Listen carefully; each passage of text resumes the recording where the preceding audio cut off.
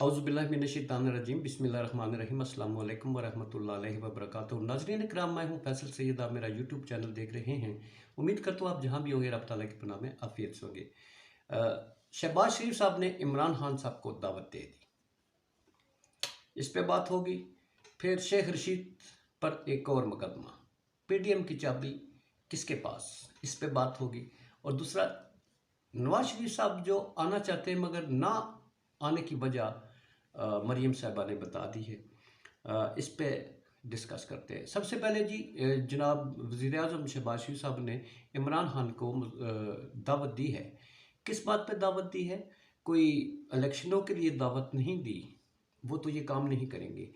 वो है मुल्क की सलामती पर कुल जमाती कॉन्फ्रेंस बुलाने का फैसला किया गया है, जिसमें तमाम जमातों को मद्दू किया गया है और इसमें चेयरमैन PTI जो है उनको भी दावत दी गई है। दावतनामा असद उमर साहब को भिजवाया गया है। और इसी तरह कल जो एपेक्स कमेटी का इजलास पेशावर में होने जा रहा है, उसमें भी PTI से कहा गया कि वो अपने सीनियर क़यादत से 2 मेंबर्स भेजें। अब ये क्या खूबसूरत बात होती अगर इलेक्शनों में कुल जमाती कॉन्फ्रेंस बुला लेते, एक कंसेंसस होता, उसमें डेवलपमेंट होती, उसमें प्रोग्रेसिंग होती और मुल्क किसी सिमत पर जाता।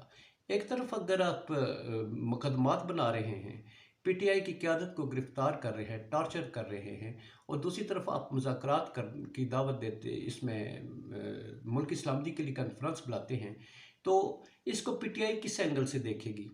वो इस एंगल से देखेगी अगर वो नहीं जाते तो उनके खिलाफ एक और महाज खोला जाएगा। देखें जी, मुल्क की सलामती के लिए इतने अहम चैलेंजेस दरपेश हैं, हमने PTI को दावत दी, PTI वाले नहीं आए। दूसरी तरफ अगर आपका पॉजिटिव वो देखा जाए कि आप पॉजिटिवली उनको बुला रहे हैं, तो पॉजिटिविटी तो उस वक्त नज़र आनी चाहिए थी जब आप ये कुछ अभी जो कुछ इस वक्त मुल्क में होने जा रहा है, अफरा तफरी की तरफ धकेल रहे हैं, तो फिर तो पॉजिटिव लिया जाता। एक तरफ आप मुल्क की सलामती को दरपेश चैलेंजेस के लिए उस पर कॉन्फ्रेंस का इनकाद करते हैं, तो दूसरी तरफ आप इस मुल्क को चैलेंजेस में मज़ीद धकेल रहे हैं, गिरफ्तारियां करके, अफरा तफरी पैदा करके। इसमें आप ये जो कॉन्फ्रेंस कर रहे हैं, इसमें फिर कहाँ खड़े होंगे? आपको सियासत करनी चाहिए मुल्क की मफाद के लिए, ना कि किसी को दीवार से लगाने के लिए या किसी को मद्दू करके उसको मज़ीद ख़राब करने के लिए। PTI को इस इजलास में, ये जो कॉन्फ्रेंस हो रही है, इसमें ज़रूर जाना चाहिए और फैसला करना चाहिए, क्योंकि इस वक्त मुल्क जो है वो दहशतगर्दी का शिकार है। मुल्क को मुआशी चैलेंजेस दरपेश हैं जो इन्हीं ने पैदा किए हैं। मुआशी चैलेंजेस जो है जिनका सामना कौम करने जा रही है, कर रही है, वो इस PDM की गवर्नमेंट के पैदा करना है। तो मुल्क की सलामती का जहाँ सवाल पैदा होता है, वहाँ PTI को ज़रूर फैसला करना चाहिए इस दावत पे को कबूल करने के लिए। अब शेख रशीद साहब हैं जी, उन पर एक और मुकदमा दर्ज कर लिया गया है। मरी में मुकदमा दर्ज हुआ है शेख रशीद साहब पर कार्य सरकार में मुदाखलत करने का वो मुकदमा है। पुलिस का मौक़िफ़ है कि जब हम इन्हें गिरफ़्तार करने गए तो इनके मुलाज़मीन ने हाथापाई की, जिसके नतीजे में एक पुलिस वाले की वर्दी फाड़ दी गई। मुकदमा दर्ज हो गया जी।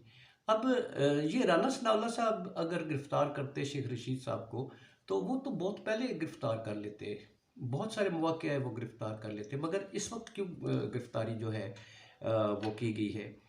इसलिए कि शेख रशीद, जिसका बैकग्राउंड कोई बिलियनर्स बैकग्राउंड नहीं है, उसका कुछ सियासी पसे मंज़र नहीं है कि उनके कोई ख़ानदान में और सियासत में था।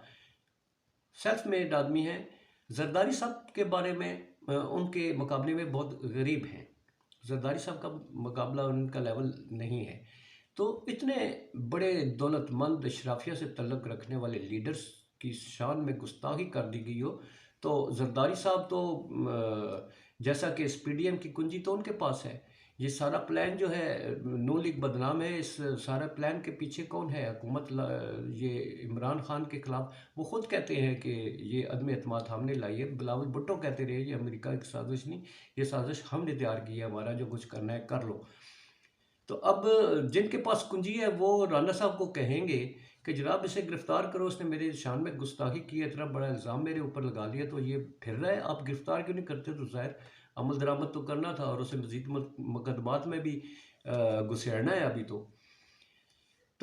ये है जी हमारी मुल्क की सियासत।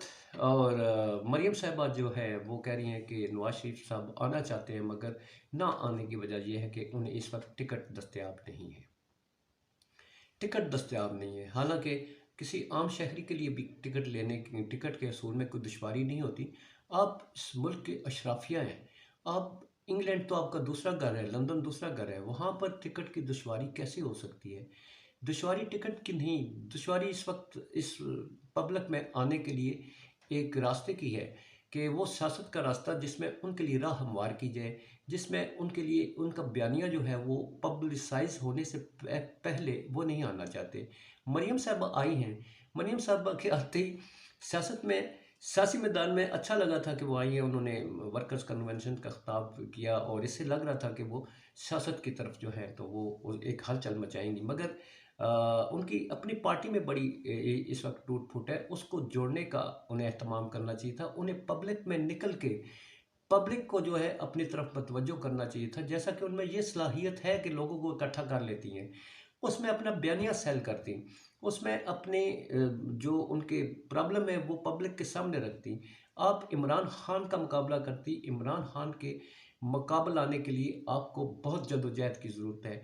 इंतकाम की सियासत करेंगी, गिरफ्तारियाँ करेंगी, लोगों को जेलों में डालेंगी।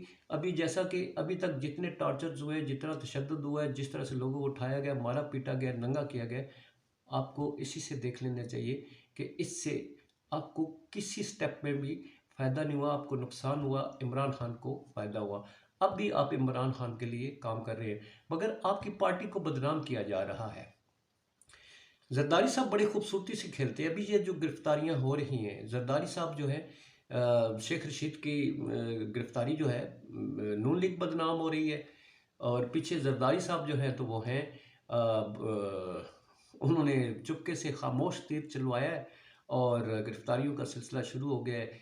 निशाने पर जो है वो पब्लिक के निशाने पर नून लीग है, पीछे जो है खेल जो है वो जरदारी साहब बड़े खूबसूरती से खेलते हैं, वो खेल रहे हैं। और अब नून लीग को खुद सोचना चाहिए कि उन्हें क्या फ़ैसले करने चाहिए। इसी के साथ इजाज़त चाहूँगा जी। अपना बहुत सारा ख्याल रखिए। पाकिस्तान ज़िंदाबाद, पाक अफ़वाज पाइंदाबाद।